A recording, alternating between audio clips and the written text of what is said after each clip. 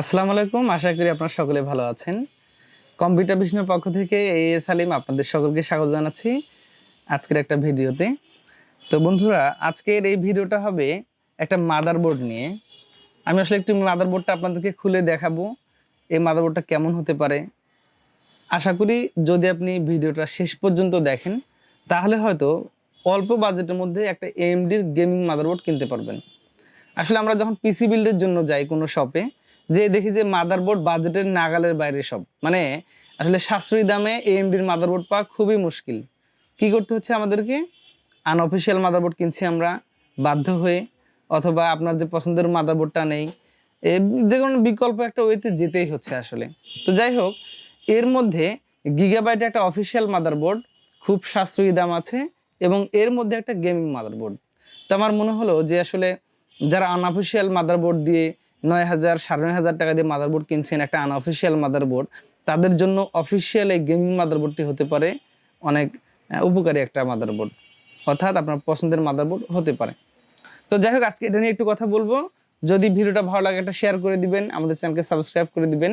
আর আপনাদের কাছ থেকে আমরা উৎসাহিত হই পরবর্তীতে আরও ভালো ভালো ভিডিও বানানোর জন্য মানসিক একটা প্রস্তুতি চলে আসে। তো বন্ধুরা, আর কথা নয়, আজকে এই মাদারবোর্ডের মডেল হচ্ছে গিগাবাইটের B450M গেমিং।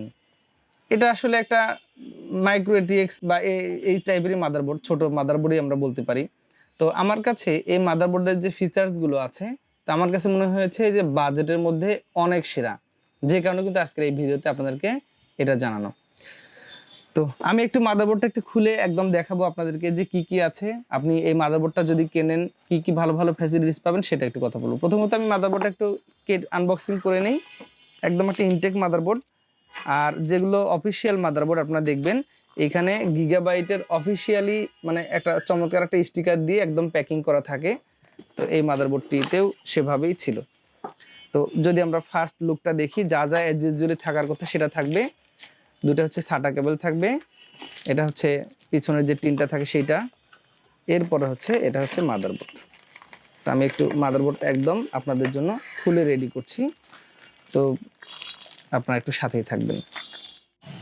তো বন্ধুরা, আমি মাদারবোর্ডটা একটু একদম আনবক্সিং করে ফেলেছি, এখানে খুলে ফেলেছি। আপনারা যদি এক ঝলকে একটু মাদারবোর্ডের ভিডিওটা দেখেন ভালো লাগবে। তো যেহেতু আমি শুরুতেই বলেছি যে এন্ট্রি লেভেলের গেমিং মাদারবোর্ডে যা যা থাকা উচিত, একটা বড় বা একটু হাই এন্ডের গেমিংয়ে যা থাকে তার মোটামুটি টাচিং কিন্তু এখানে আছে। তো কি কি আছে আমি একটু বলে দিই। প্রথমত হয়তো আপনি এখানে যদি বলি 2টা র্যাম আপনি লাগাতে পারবেন, তো এটা ঠিক আছে। তারপর হচ্ছে যে এখানে 4টা ছাটা পোর্টের ব্যবস্থা আছে, অর্থাৎ আপনি যদি কখনো ছাটা হার্ড ডিস্ক অথবা SSD এই টাইপের কিছু লাগাতে চান মোটামুটি 4টা লাইন পাবেন। তারপর হচ্ছে ফ্রন্ট প্যানেলে যদি আপনি USB 3 দিতে চান সেটার ব্যবস্থা আছে। এটা হচ্ছে হিট সিঙ্ক।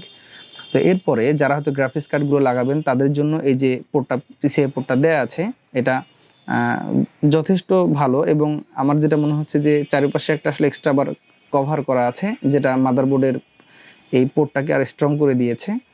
এরপরে এখানে যেটা অডিও ক্যাপাসিটারগুলো কিন্তু যথেষ্ট উন্নত মানের আছে, আপনারা যদি দেখেন বুঝতে পারবেন। তো এই দিকটাতে যদি আমরা চলে আসি, যে সাধারণত আমরা এন্ট্রি লেভেলের যে মাদারবোর্ডগুলো কিনি, বেসিক মাদারবোর্ড, সেগুলোতে হিটসিঙ্কটা কিন্তু এভাবে থাকে না। যেহেতু এটা একটা গেমিং মাদারবোর্ড, আলটিমেটলি এটার প্রেশারটা একটু বেশি থাকবে, যে কারণে একটা চমৎকার হিটসিঙ্ক কিন্তু এখানে দেয়া আছে। তো এরপরে এই হিটসিঙ্কগুলোর কাজ হচ্ছে যে এখানে যে ক্যাপাসিটারগুলো আছে, যে পাওয়ার সেকশনটা আছে, তাদের হিটিং ইস্যুটাকে কন্ট্রোল করা, এগুলো চমৎকারভাবে কন্ট্রোল করে দেবে। এরপরে এই পাশে আরও 6টি 8 পিনের একটি পাওয়ার পোর্টও দেয়া আছে। তো এরপরে আমরা যদি একটু দেখি যে M.2 এর স্লটটা যদি আমরা দেখতে চাই, এখানে M.2 এর যে NVMe এর স্লটটা দেওয়া আছে, এটা হলো PC Gen 3 ভার্সনের দেয়া থাকবে বা দেয়া আছে। তো মোটামুটি যারা হয়তো একটু ভালো স্পিড পেতে চান তাদের জন্য এটাই যথেষ্ট হিসেবে থাকবে আশা করি। তো বন্ধুরা, এরপরে আমরা যদি এখানে কি কি পোর্ট আছে এগুলো একটু দেখে নেই, তাহলে বুঝতে পারবো। যেখানে DVI পোর্ট আছে, VGA পোর্ট আছে, এই দুইটা জিনিস আসলে হয়তো যারা আমরা ওল্ড পিসিগুলো ব্যবহার করি তাদের জন্য এই জিনিসটা খুব দরকার হয়। এরপরে একটা HDMI পোর্ট দেওয়া আছে, সেই সাথে PS2 2টি পোর্ট দেওয়া আছে। যদিও এখনকার মাদারবোর্ডগুলোতে PS2 এই পোর্টগুলো ওইভাবে দেখা যায় না, তো এই মাদারবোর্ডে সেটা দিয়েছে। আর এখানে 4টা হচ্ছে আপনার USB 3.1 Gen 1 এর 4টা USB পোর্ট আছে, এটা কিন্তু অনেক ইম্পর্টেন্ট। যারা হয়তো আমরা মডেম ইউজ করি, যারা হয়তো ডাউনলোডের কাজে চালাই, তাদের জন্য এটা কিন্তু বেশ ভালো হতে পারে। এরপরে হচ্ছে আরও USB 2 পোর্টও দেওয়া আছে। এরপরে এখানে একটা যে ল্যান্ড পোর্ট আছে, এই ল্যান্ড পোর্টটা কিন্তু হচ্ছে গেমিং সেগমেন্টের ল্যান্ড পোর্ট, অর্থাৎ আপনি স্পিড পারফরমেন্সগুলো যথেষ্ট ভালো পাবেন এই ল্যান্ড পোর্ট থেকে। অর্থাৎ যারা বিশেষ করে ল্যান্ড লাইনে ইন্টারনেট চালাতে চান তাদের জন্য এই ল্যান্ড পোর্টটা কিন্তু চমৎকার হতে পারে। তো সর্বসাকুল্যে যদি আমরা মাদারবোর্ডটার বিল্ড কোয়ালিটি দেখি, প্রিন্টিং কোয়ালিটি দেখি এবং আউটলুকটা দেখি, এটা কিন্তু চমৎকার করেছে বাজেটের মধ্যে। তো আমার মনে হয় যারা এই এন্ট্রি লেভেলের একটু গেমিং মাদারবোর্ড নিতে চান তাদের জন্য এটা চমৎকার পছন্দ হতে পারে। তো বন্ধুরা, মোটামুটি আমি মাদারবোর্ডের ফিচারগুলো দেখিয়ে দিলাম। আপনারা হয়তো এই Gigabyte B450M গেমিং লিখে গুগলে সার্চ করলে আরও অনেক অফিসিয়ালি অনেক ইনফরমেশনগুলো পেয়ে যাবেন Gigabyteর অফিসিয়াল ওয়েবসাইট থেকে। তো এখন চলে আসি যেহেতু এই মাদারবোর্ডটা একটা গেমিং মাদারবোর্ড, এন্ট্রি লেভেলের গেমিং মাদারবোর্ড, এটা আসলে কিসের কোন মাদারবোর্ডের কম্পিটিটর হতে পারে। আমরা যারা Gigabyte যদি আমি কম্পিটিটর হিসেবে ধরি, তাহলে হয়তো 450mH এই মাদারবোর্ডগুলো যারা নিচ্ছে হয়তো 9000 টাকা দিয়ে, তারা সামান্য একটু বাজেট বাড়িয়ে এই মাদারবোর্ডটা নিতে পারি। তারপর হচ্ছে যারা হয়তো অ্যাসুসের 520 অথবা আরও অন্যান্য MSI এর 520 বা 450-এর বেসিক মাদারবোর্ডগুলো কিনছেন 9000 টাকা দিয়ে, 8800 টাকা দিয়ে, আমার মনে হয় যে তারা একটু বাজেট যদি বাড়িয়ে এই মাদারবোর্ডটা নেন, অবশ্যই আপনার যদি বলি যে টাকার মূল্যটা ঠিক থাকবে, অর্থাৎ ভ্যালু ফর মানি আমরা যাকে বলি। তো বন্ধুরা, আপনারা এই মাদারবোর্ডটাতে অফিসিয়ালি কিন্তু 3 বছর ওয়ারেন্টি পাচ্ছেন। আর এগুলো আপনারা আনঅফিসিয়ালগুলো চিনবেন কিভাবে? যেগুলো আনঅফিসিয়াল মাদারবোর্ড আপনারা দেখবেন যে এভাবে যেখানে লেখা আছে এর নিচে অনেকগুলো চাইনিজ লেখা থাকবে। এরপর হচ্ছে সেখানে অফিসিয়ালি যে প্রোডাক্টের একটা অথরাইজেশন স্টিকার দেওয়া আছে, আনঅফিসিয়ালটা তো থাকবে না। তো এগুলো দেখে অবশ্যই আপনারা কিনে নেবেন। এখন চলে আসি কেন আপনি অফিসিয়াল পণ্যটা পারচেস করবেন।